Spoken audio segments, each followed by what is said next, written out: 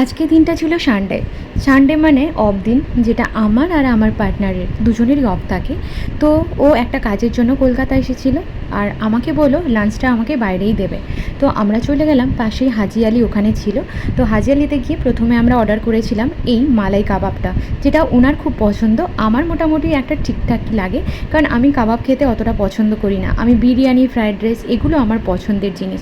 তো তারপরে আমরা অর্ডার করেছিলাম ফ্রায়েড রাইস আর চিলি চিকেন। এখানকার ফ্রায়েড রাইসটা আমার ফেভারিট, কারণ ও সেটা ভালো করেই জানতো। তার জন্য আমরা এখানে এলে ফ্রায়েড রাইস, চিলি চিকেনটাই অর্ডার করি, বিরিয়ানি ছাড়া। মেনলি হাজিয়ারির বিরিয়ানিটাই এখানকার ফেমাস, বাট আমার এই মেনুটাই বেশি ভালো লাগে।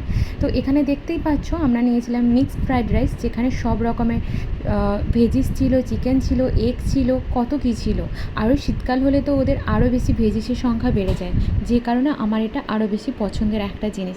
তো আজকের লাঞ্চ ডেটটা আমাদের মোটামুটি ভালোই কাটলো।